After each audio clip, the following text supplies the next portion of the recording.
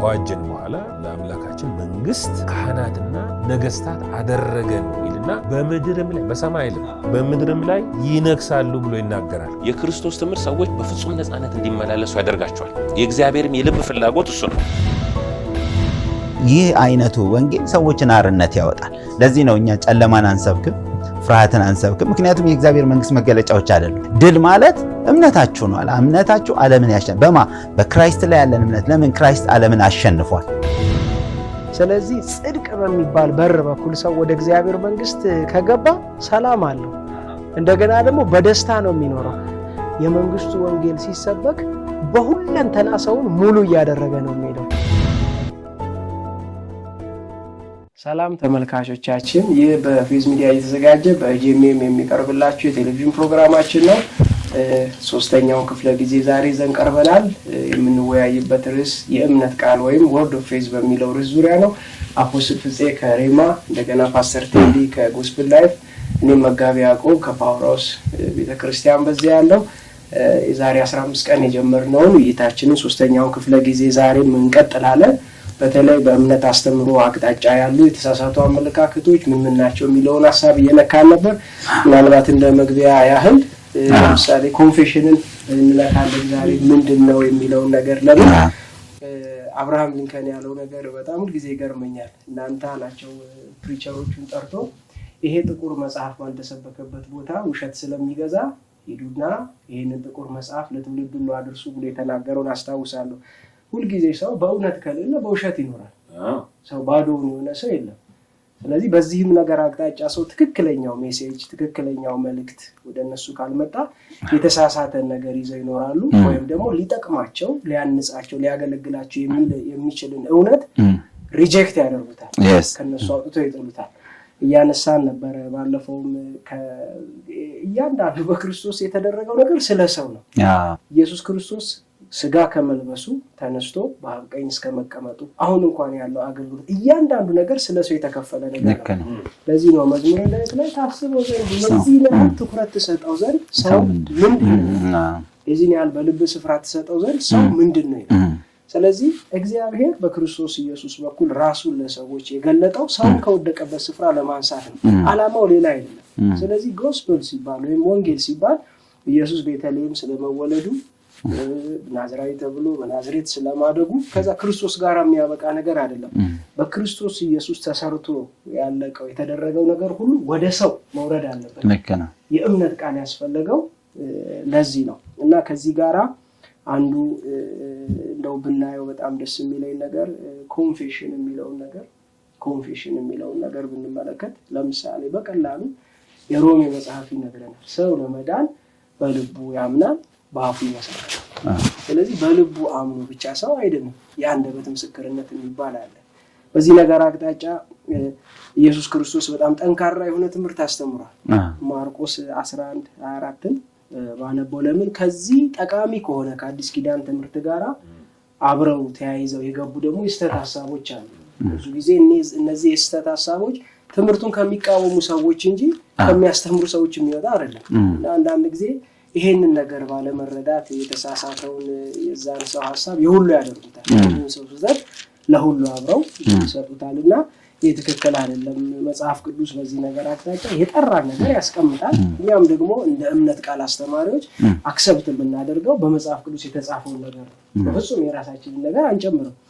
ምን ይላል ማርቆስ 11:22 ላንበው። ኢየሱስም መልሶ እንዲህ አላቸው፣ በእግዚአብሔር እመኑ፣ በለሲቷን ተናግሯት ስትደርቅ ከዛ የተነሳ ትምህርት አይ እናንተም ካመኑ እንዲያው ማንም ነው የሚለው ማንም ነው። ኢየሱስ እዚህ ጋር እኔ ስልብህ እኔ ቃል ሳወጣው ከተሰበከ በኋላ ግድ እንደ ሃይማኖት ስርዓት የሆነ ነገር ይዞ ወጥቶ ካላደረገ እንደዛ አይሆንም ብሎ ማሰብ አያስፈልግም። እግዚአብሔር የሚሰራበት መንገድ ቃሉ ነው።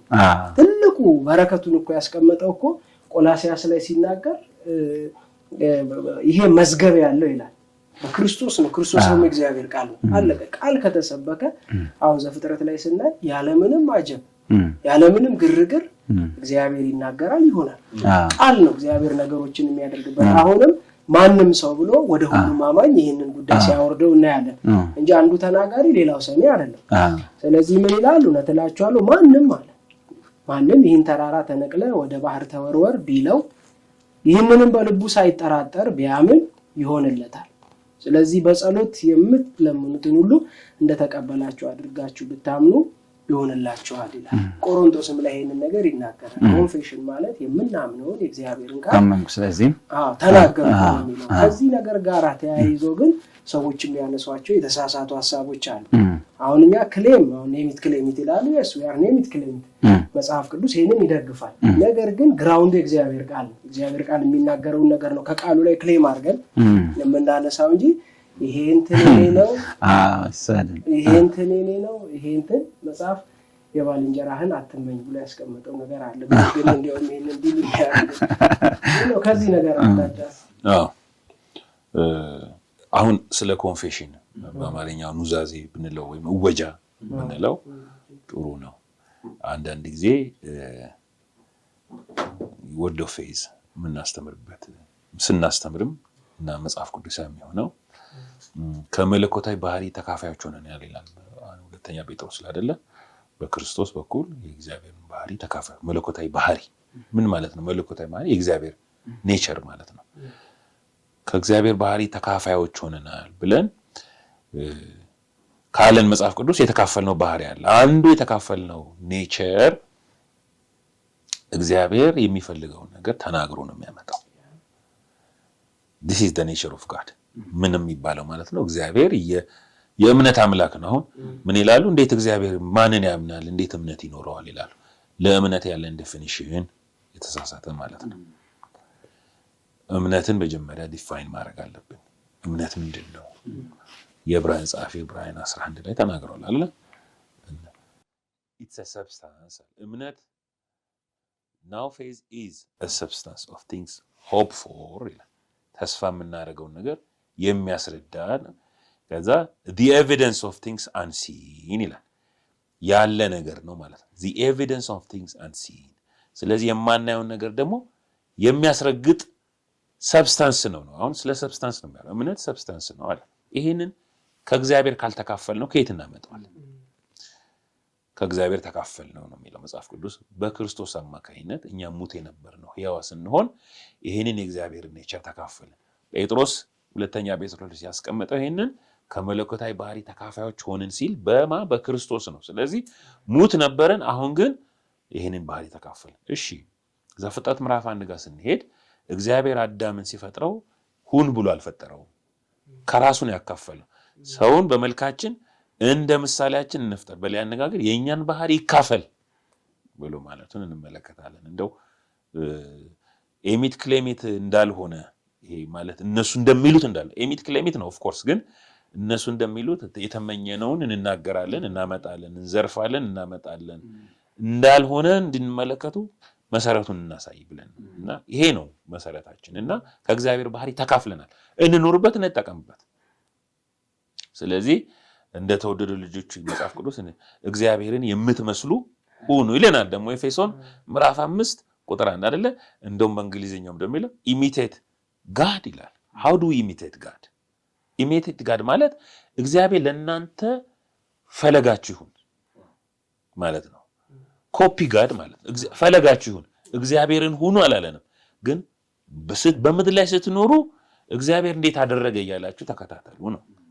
ይሄ ነው አንደኛው ነገር እና ቅድም ያዕቆብ እንዳለው ሮሜ ምዕራፍ 10 ላይ ጳውሎስ ሲናገር እኛ እንኳን ለመዳን እግዚአብሔር ስለወደደ አይደለም ሄደን ወይም ደግሞ እግዚአብሔር ሉዓላዊ ነውና አዳነኝ እግዚአብሔር ወዶ አዳነኝ እንደምንለው እኔ ነኝ ደህንነትን የእግዚአብሔር የማዳንን በጎ ፍቃድ ባለፈው እንዳየነው ፍቃዱ የሰው ልጆች ሁሉ መዳን እንደሆነ አይቼ በሰማሁት በወንጌል እውነት ማለት አይቼ ያንን ግን ስላወኩኝ ፍቃዱን ስላወኩኝ አልዳንኩም።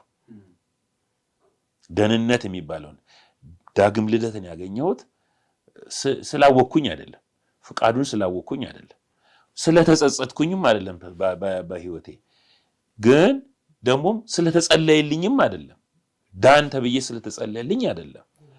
ጳውሎስ በሚገባ ያስቀመጠው ስለምንድነው? ስለ አንደበት ቃል ነው፣ ስለ እምነት ቃል ነው የሚናገረው። እንደዚህ ይላል ከላይ ጀምረ ስንመለከት የሚያምኑ ሁሉ ይጸድቁ ዘንድ ክርስቶስ የሕግ ፍጻሜ ነውና ብሎ ይላል ቁጥር 4 ላይ የሚያምኑ ሁሉ ይጸድቁ ዘንድ እምነትን በቃ አመንኩ ብዬ አልጸድቅም አይደለ? እምነትን ደግሞ ዲፋይን ያደርገዋል አይደለ? ከዚህ ዝቅ ብሎ የሚያምኑ ሁሉ ግን ሁሉ አይደለም የሚጸድቁት። እግዚአብሔር ሁሉ እንዲጸድቃል የሚፈልገው ሁሉ እንኳን እግዚአብሔር ጳውሎስ እንኳን እኔ የልቤ ሐሳብና የልቤ በጎ ፈቃድ ሰው ሁሉ ሁሉ እንዲድኑ ነው አለ። እኔ ከዚህ ከስራት በዚህ ሁላችሁ እንደኔ እንድትወዱ ወዳለሁ አለ። ስለወደደ የሚሆን ነገር የለም። ኃላፊነቱ ሰው ጋር ነው።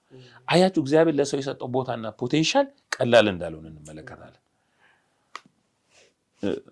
ሰለሞን እንኳን ራሱ ሲናገር በአፍ ቃል ትጸድቃለህ፣ በአፍ ቃል ደግሞ ትኮነናለህ አለ። ከዛስ ምን አለ ደግሞ ሞትና ሕይወት በእግዚአብሔር እጅ ነው አላለ። አሁን እኔን በተመለከተ በምላስ እጅ ነው ሲል ቀላል አይደለም። ይሄንን እንዴት እንጠላዋለን? ስለዚህ እግዚአብሔር የሰጠንን ይሄንን ብቃት መጠቀም የኛ ድርሻ ነው። አይ ዝም ብዬ እግዚአብሔር ከወደደ ይፈውሰኝ፣ እግዚአብሔር ከወደደ ያድነኝ፣ እግዚአብሔር ከወደደ ያሻግረኝ አንልም። አንደበታችን ላይ ነው ከተባለ ይሄንን የተሰጠንን ፓወር ይሄ የአንደበትን ኃይል is in the power of the tongue የተባለውን እንድንጠቀም እምነት ያስተምረናል። የእምነት ቃል ያስተምረናል። ስለዚህ ከዚህ በኋላ ምን ይላል? ከእምነት የሆነ ጽድቅ እንዲህ ይላል፣ በልብህ ማን ወደ ሰማይ ይወጣል አትበል። ይህ ክርስቶስን ለማውረድ አንደበታችን በልና አትበል ተብሎ የተሰጠው ቃል አለ፣ የተሰጠው መመሪያ አለ ከመጽሐፍ ቅዱስ ከእግዚአብሔር። ማለት የሌለብህ ማለት ያለብህ የምትለው ነገር ወይ ያድንሃል ወይ ህይወት ይሰጣል ወይ ይገልሃል አትበል። እዛው ትቀራለህ። ሞተህ እንዳለ እዛው ትቀራለህ። አትበል። ማን ያድነኝ ማን ያወጣኛል ማን ክርስቶስ አትበል። የተፈጸመውን ተመልከት። ክርስቶስ ኢየሱስ መጥቶ ስራውን ሰርቶ ሞቶ ከዛ በኋላ ካጠናቀቀው ተነስቷል። ይሄንን ተቀበል ማለት ነው። በክርስቶስ የተሰራውን ስራ መቀበል አለብን። የእምነት ቃል አስተማሪዎች በክርስቶስ ለሰው ዘር ሁሉ የተሰራውን ስራ በሚገባው ማስተማር ነው አይደለ? እግዚአብሔር በክርስቶስ ኢየሱስ ፈጽሞታል። የተፈጸመ ነገር ዛሬ ነገ የሚፈጸም ነገር የለም ብለን እናስተምር። ግን ያንን የራስ ለማድረግ እምነት የሚባለው ነገር ያስፈልጋል። እምነት ደግሞ ካለ እምነት ምን ይናገራል? ጳውሎስ አመንኩ ስለዚህም ተናገርኩ ስለዚህ አመንኩ አይደለም። ስላመንኩ የእምነት ባህሪ ምንድነው? መናገር ነው። ይሄው ዝቅ ብሎ የሚናገር ሰው በልቡ አምኖ ይጸድቃል፣ ባፉ መስክሮ ግን ምን ይላል? ይድናል። ስለዚህ ደህንነታችን እንኳን ባንደበት ከሆነ ምንድነው ኮንፌሽን በደል የሆነው? ተመኝቼ አልዳንኩም። እነዚህ የሚቃወሙን ሁሉ ተመኝተው ነው የዳኑት እንዴ? ተናገረው አይደለም? ኑዛዜ ሲባል ከኃጢአት ይቅርታ መጠየቅ ነው ይላሉ። አይደለም። ኑዛዜ ኮንቴክስቹአሊ ስንመለከተው ኮንፌስ ማድረግ ያመንከው መናገር፣ አመንኩ ስለዚህም ተናገርኩ ነው እንጂ ኑዛዜ የሚባለው እንደው ጌታ ሆይ ማረኝ እኔ ኃጢአተኛው እኔ ጭንጋፉ ብለህ መናገር አይደለም። ማመን የሚባለው የተሰራልንን ማመን ነው፣ በክርስቶስ የተደረገ ያ የህይወታችን ዘይቤ እንዲሆን ነው። ቅድም ያዕቆቤ የተናገረው ኢየሱስ ክርስቶስ በምድር ላይ ያስተማረው መርህ እንደው በዛ ዘመን ብቻ ለቀጣይ ዘመን ሁሉ የሚጠቅመን ነው። ምንድነው ያለው? ማንም ያለው ነገር አንደበታችሁ ላይ ኃይል አለ፣ ግን በምን ጀምሩ? በእምነት ጀምሩ። በእግዚአብሔር እመኑ በእኔም ደግሞ እመኑ አይደል ያለው? በእምነት ጀምሩ። ከዛስ ማንም ያለው ነገር እንዲደረግለት ቢያምን በእምነት ጀምር። አካመንክ ትናገራለህ። ስትናገር ግን የተናገርከውን ደግሞ እመን። በሌላ አነጋገር ተናገርክ፣ ደህንነትን አግኝተሃል፣ መዳንህን እመን።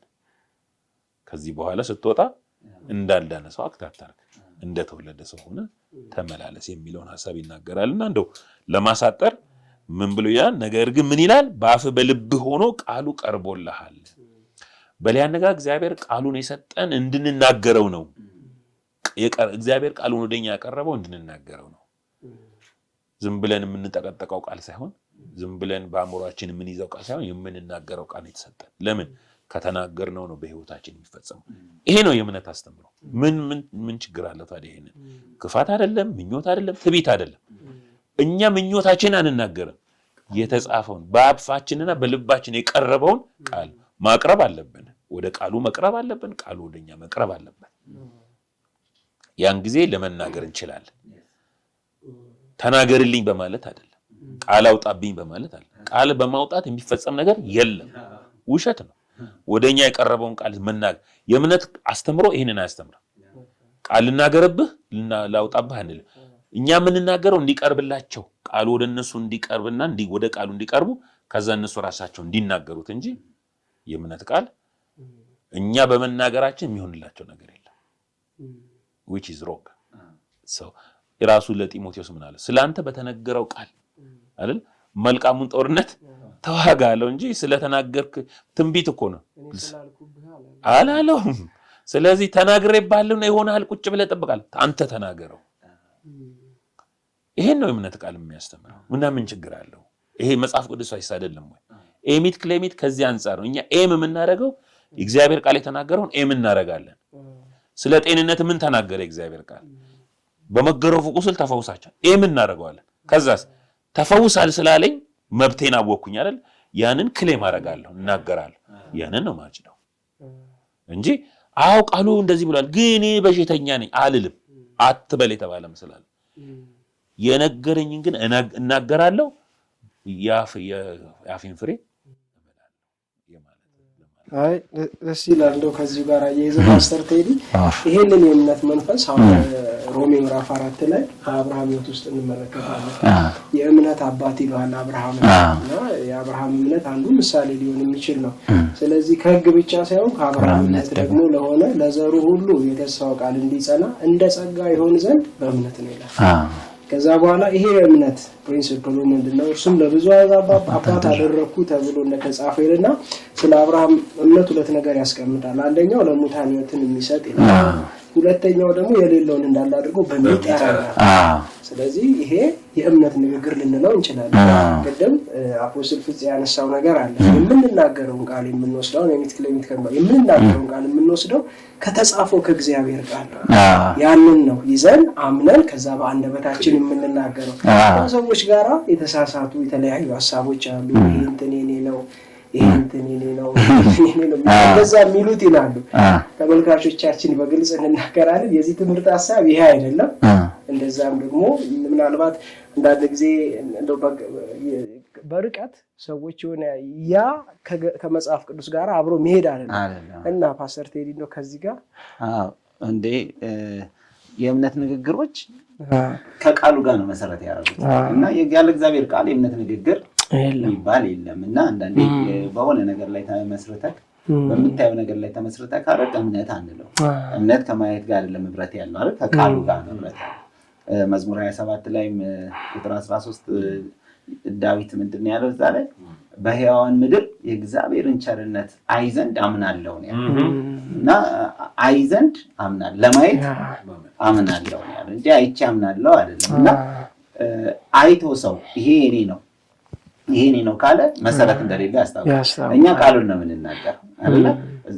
እሱ ራሱ አለቀህም ከቶም አልተውህም ብሏልና ስለዚህ እኛም በድፍረት ጌታ ይረዳኛልና ሰው ምን ያደርገኛል እንላለን የምንናገረው ነገር እግዚአብሔር ያለው ነው ከጌታ የተማርነው ነው እና ኢየሱስ አሁን በለሲቷን ሁለተኛ ፍሬ አይገኝብሽም አላት ከዛ ጴጥሮስ በጣም ትዝ ብሎት በመደነቅ ጌታው ያልካት የረገምካት እንደዚህ ነው ሰው የሚለው አንተ ያልከው እኮ እንትን ያልከው እኮ ሲል ጂሰስ ምንድነው ያለው ማንንም አለው ወደ እንትን አመጣ ወደ መርህ አመጣለት እንደውም በበለስ ማይንድ እንዳይኖር ብሎ ወደ ተራራው ምክንያቱም በለስን አንድ የሆነ እንትን አድርጎ ደግሞ እሷን እንዳይሰቃይ በሁሉ ነገር ላይ እንደሚሰራ ይህን ተራራም ቢሆን ማንም ሰው ያለው ነገር ግን እንዲደረግለት ቢያምን በልቡም ባይጠራጠር ተነቅለ ተወርወር ይሆንለታል ስለዚህ እኛ ኮንፌሽንን የእግዚአብሔር ቃልን መናገር የእምነት ንግግር የሚለውን ነው ትርጉም ይዘን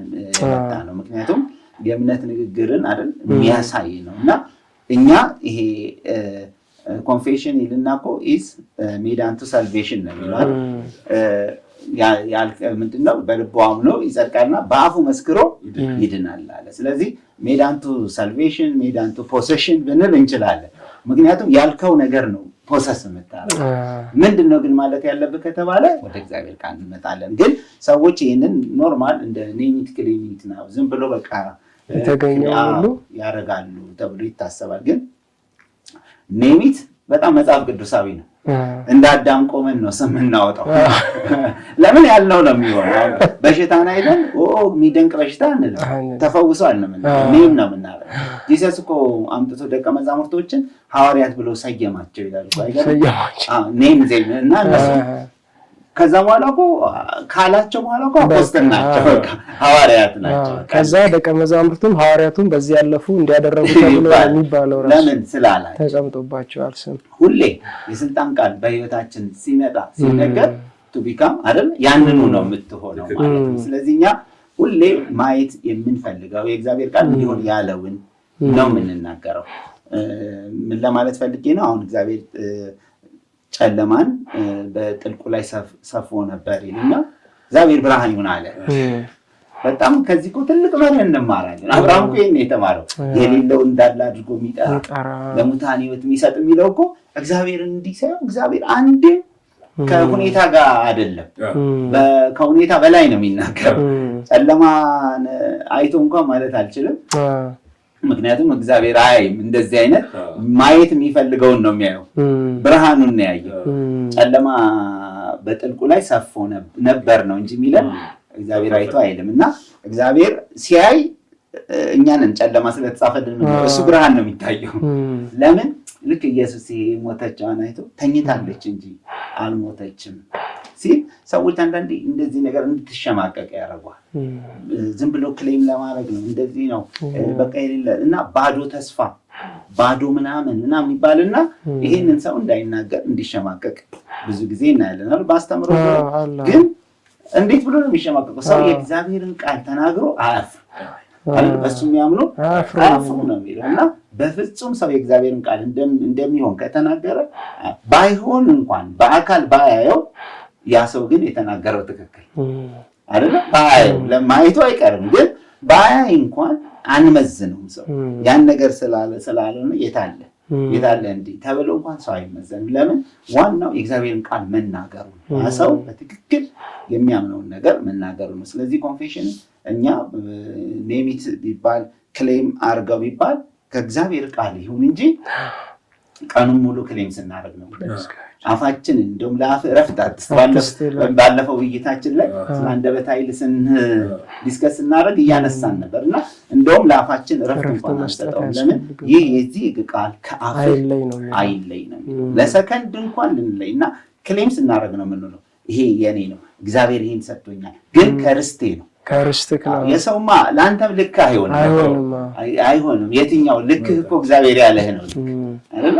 የሰው እንትን የኔ ነው ብትል እኮ በጣም ወደ ማነስ ነው የምትመጣው። ወይም ደግሞ ህይወቱም ትክክለኛ ላይሆን ይችላል። ለአይምሮው ዛሬ ትልቅ ይመስላል፣ ነገ ደግሞ ትንሽ ይሆንባል። ያ ሳይሆን የእግዚአብሔር ቃል ለህይወት ያለውን ግን ሁሌ መናገር። ስለዚህ በክርስቶስ ኢየሱስ አምነን እንኳን ሄዳን ነው አፋችን መስክረን ነው። ትልቁን ደህንነት አፍ ላይ ነው ጌታ ያስቀመጠው። ሰው በአፉ ነው ያለው። ደግሞ አይገርም? እንደው በሌላ መንገድ እንኳን እንዳንል በአፉ መስክሮ ይድናል። ስለዚህ አፋችን ላይ የእግዚአብሔር የማዳን ኃይል የስራው ኃይል ተቀምጧል።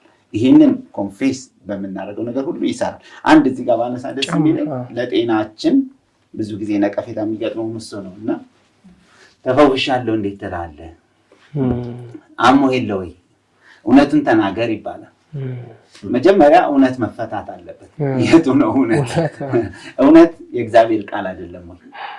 የእግዚአብሔር ቃል ያለን ከሆነ ደግሞ እውነት የምንናገረው ምንድነው? ወርዱን ነው ራሱ። ስለዚህ አይ ሁኔታንማ አትካደው በቃ ይሄው ታመሃል ብለው ሊያሳምኑን ይፈልጋሉና እኛ ምንድነው ከሆነው በላይ የማይታየውን የእግዚአብሔርን ቃል እናምነዋለን አይደል? የማይታየውን የእግዚአብሔር ቃል መገኘት ከዚህ ከኔ በህመም በላይ እሱን አምነዋለሁ። ያ ነው እንድቆም ያደረገኝ። ከሚታየው አይደለም በላይ እንድንሆን ያደረገን ይሄኛው የማይታየው አይደል? ሞር ሪል ነው እኮ ከማይታየው ከሚታየው ይልቅ ሞር ሪል። አሁን ይሄ ነገር አለ እንላለን። አዎ አለ፣ ግን ከዚህ በላይ የለም ቢለኝ ቃል የእግዚአብሔርን ቃል ነው የማምነው። ለምን? የእግዚአብሔር ቃል ያለው እውነት ነው። ለምን? የእግዚአብሔር ቃል ከሁኔታ ጋር ሳይሆን አይደል? ተራራውን ደልዳላ ሜዳ ሲያደርግ አይተናል። ባህሩን ሲከፍለው አይተናል። አይለወጥም የተባሉት ነገሮች ሁሉ ሲለወጡ አይተናል። የሞተ የበሰበሰ የተባለ ሲነሳ አይተናል። በሰው ዓይን አይሆንም የተባለ ነገር ግን በእግዚአብሔር ቃል ግን ሲሆን አይተናል።